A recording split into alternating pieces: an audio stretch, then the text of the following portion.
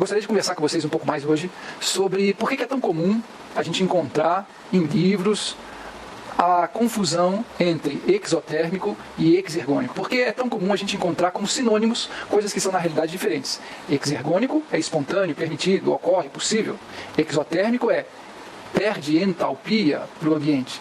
Exotérmico é uma transformação que, se ocorrer, se for exergônica, fará o sistema perder energia na forma de calor, perder entalpia. São aquelas transformações que tendem a esquentar um pouquinho o sistema e por causa disso o sistema começa a perder energia na forma de calor. Agora é muito comum a gente encontrar exergônico e exotérmico como sinônimos. Nós vimos o exemplo de reação exergônica e exotérmica, a dissolução de NaOH. Vimos um exemplo de uma reação exergônica e endotérmica, a dissolução do fosfato bibásico de potássio, de sódio. Né?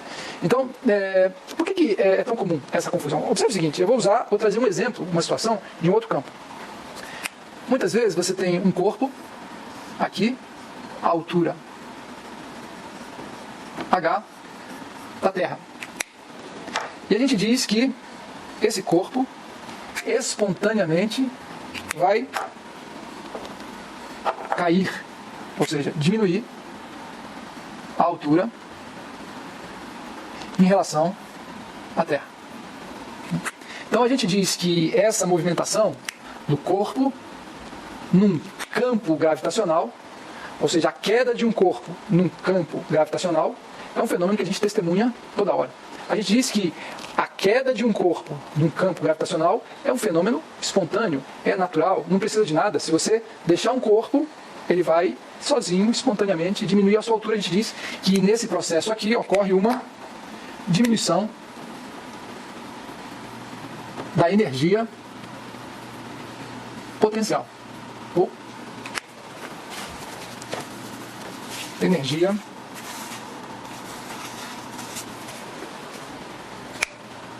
potencial, que é, na verdade, massa vezes a aceleração da gravidade vezes a altura.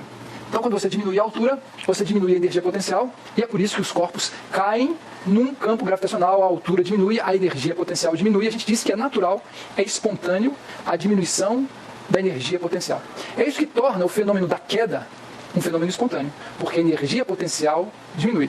Ao contrário, a elevação de um corpo num campo gravitacional é não espontâneo, porque envolveria o aumento da energia potencial. Esse exemplo aqui, pessoal, e essa ideia, principalmente essa ideia, de que fenômenos espontâneos, naturais, independentes, eles ocorrem porque levam a uma diminuição da energia, essa ideia é uma ideia preciosa para o modo de raciocínio científico. Tá bom? Agora, a gente precisa, quando se refere a sistemas microscópicos moleculares, a gente precisa tomar uma certa precaução. Porque se a pessoa faz uma analogia entre essa situação, ou seja, a queda espontânea, natural, de um corpo num campo gravitacional promovida ou permitida pela diminuição da energia potencial, ou seja, os corpos caem porque a energia potencial diminui, se a gente faz uma analogia com a seguinte situação aqui, ó, NaOH, sólido, mais água líquida, dando Na+, aquoso, mais OH- aquoso, a gente pode dizer, e esse é um exemplo que a gente viu de uma reação exotérmica, de uma reação exotérmica faz a entalpia, essa reação é exotérmica, faz a entalpia diminuir. Então, se eu tentasse representar aqui um gráfico dessa reação exotérmica, eu faria assim, ó, reagentes, NaOH sólido e água líquida. Eu vou escrever aqui, reagentes. Produtos, Na+ aquoso, OH- aquoso. Vou escrever aqui, produtos. E aqui, entalpia, letra H. É o símbolo que a gente usa para abreviar a entalpia, esse tipo de energia. Eu coloco reagente nesse nível de energia, entálpica, produto nesse nível de energia entálpica. O sistema, quando evolui de reagente para produto, a entalpia cai. Isso caracteriza uma reação exotérmica, e vocês já devem ter chegado a essa conclusão. Delta H menor do que zero. Delta, se vocês estão lembrados, delta é sempre alguma coisa final menos essa mesma coisa inicial. Se for ΔH, é a entalpia do estado final menos a entalpia do estado inicial. A gente viu que ΔH, isso aqui é igual. Igual. Para a gente, final, a gente pode usar também como produto. Inicial, a gente pode usar também como reagente. Então, para a gente, ΔH é a entalpia do sistema, quando ele é composto por produto, menos a entalpia que o sistema tinha quando a composição do sistema era reagente. Se você vai nesse gráfico aqui, entalpia do produto, é esse valor. Entalpia do reagente, é esse aqui. Produto menos reagente, um valor menor, menos um valor maior, dá negativo. É por isso que ΔH negativo é uma maneira de representar um gráfico onde a entalpia diminui. Delta é final, produto, menos inicial, reagente. Entalpia do estado 2 menos entalpia do estado 1. Então, ΔH é a mesma coisa que reação exotérmica, a mesma coisa que reação que faz a entalpia diminuir, é a mesma coisa que aquela reação que faz o sistema esquentar um pouquinho e perder energia na forma de calor para o ambiente. Tudo isso é sinônimo. Tá bom? Agora, depois desse enorme parênteses, vamos voltar. Qual é o risco que a gente corre quando compara esse sistema com esse? A gente pode falar assim, ó, o corpo cai, a queda é espontânea, porque diminui a altura, diminui a energia potencial. As quedas são espontâneas, as elevações não são espontâneas. Então qualquer coisa espontânea deve envolver uma diminuição de energia. Ótimo, isso vale para cá. Agora, cuidado. Você não pode chegar e falar assim, ó, essa reação aqui também, já que ela faz a entalpia diminuir, ela deve ser espontânea. Porque a entalpia, esse tipo de energia, está diminuindo. E já que a energia está diminuindo nesse processo, é por causa disso que esse processo é espontâneo. Então, talvez, exotérmico seja sinônimo de espontâneo. Do mesmo jeito que a altura diminuindo torna esse fenômeno, a queda de um corpo num campo gravitacional espontâneo, uma reação no mundo molecular talvez seja espontânea porque o H diminui. É exotérmico, é entalpia diminui, ΔH negativo, é exotérmico. Então talvez exotérmico seja sinônimo de espontâneo. Está errado. De onde vem essa confusão que é tão comum você achar que exotérmico, você encontrar escrito que exotérmico é sinônimo de espontâneo, exergônico? Eu acredito que existem duas origens. Primeiro, essa ideia valiosa e útil, que nós vamos manter com alguma modificação, de que os fenômenos espontâneos levam a uma diminuição da energia do sistema. Isso vale, mas o tipo de energia não é entalpia, é energia livre de Gibbs. Certo? Então, essa ideia de que a energia tem que diminuir para o sistema ser espontâneo, eu acho que provocou a confusão de que, já que a entalpia, que é um tipo de energia, diminui, o fenômeno deve ser espontâneo. Não.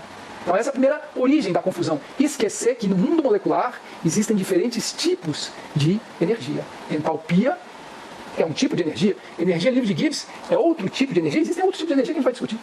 Certo? Então, primeiro é importante a gente fazer a diferenciação. Agora, uma coisa engraçada, eu acho também que o motivo dessa confusão de achar que exotérmico e espontâneo é a mesma coisa é o símbolo. Entalpia, o símbolo de entalpia é H. E o símbolo de altura também é H.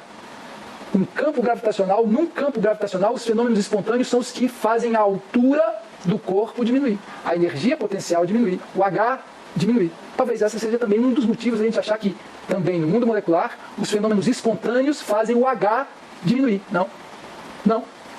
Porque a gente viu um exemplo de fenômenos espontâneos que fazem o H, a entalpia, se elevar, que são os fenômenos exergônicos, espontâneos e endotérmicos. Tá bom? Então olha aqui. Esse fenômeno, a dissolução de NaOH em água, formando Na mais aquoso e OH menos aquoso, isso é exergônico e é exotérmico. É exotérmico porque a entalpia diminui, o H diminui. Mas é exergônico e nesse aspecto muito mais importante, ele só é possível, só é permitido, só ocorre, só é espontâneo, porque a energia livre de Gibbs, ou seja, o G, diminui. Ok? Então, o ΔH, sendo negativo, ele define, garante que uma transformação vai ser exergônica? Não. O ΔH negativo garante que uma reação é, ou seja, o ΔH negativo diz que a reação é exotérmica, que a entalpia diminui à medida que o sistema se transforma. Isso vai garantir que é espontâneo? Não. Porque a gente já viu exemplos de reações endotérmicas e que são exergônicas e espontâneas, que é o outro exemplo que a gente usou, a dissolução do fosfato básico de sódio em água. Ok? Então, eu fiz essa pequena introdução de 2 horas só para tentar discutir com vocês a origem, talvez, dessa pequena confusão de achar que tudo que é exotérmico é espontâneo. É espontâneo porque é exotérmico. Não, a entropia é um tipo de energia. Certo? Para a gente, mais importante é se eu fizer isso aqui, ó, vou chamar agora essa reação, e ela é, né, a gente viu, exergônica. O delta, vocês já devem ter visto também. O delta G, G final, G inicial. O que interessa numa reação exergônica, quando a gente fala uma reação é exergônica, ela é permitida, ela ocorre, ela é espontânea. É porque a energia livre de Gibbs diminui. Uma transformação exergônica faz a energia livre de Gibbs do sistema diminuir. Se a gente muda isso aqui, passa a ser energia livre de Gibbs no eixo Y, e aqui, delta G negativo. Então, também, a dissolução do NaOH em água é um fenômeno espontâneo, exergônico. O ΔG, que é a energia livre de Gibbs do sistema, quando ele é composto por Na mais aquoso ou H menos aquoso, menos a energia livre de Gibbs do sistema, quando ele era composto por NaOH sólido e água líquida, esse valor, o ΔG, é negativo. O ΔG é menor do que zero, porque energia livre de Gibbs final menor do que energia livre de Gibbs inicial. Energia livre de Gibbs do sistema diminuiu, e isso garante que a transformação é espontânea, é exergônica. Nesse aspecto, ele é muito mais importante do que o fato dela ser exotérmica. Dizer que uma transformação é exergônica é dizer que ela é permitida, possível, espontânea, ocorre. Dizer que ela é exotérmica, presta atenção nisso. Presta atenção que agora vou aproveitar. É um momento para a gente fazer um grande combinado aqui. Quando eu disser para vocês, essa transformação é exotérmica, por mais que o nosso falar cotidiano nos faça concluir que, se eu digo que ela é exotérmica, ela é. Então ela deve ser exergônica. Não. Se eu falar para vocês, essa transformação é exotérmica, vocês não podem deduzir que ela ocorra.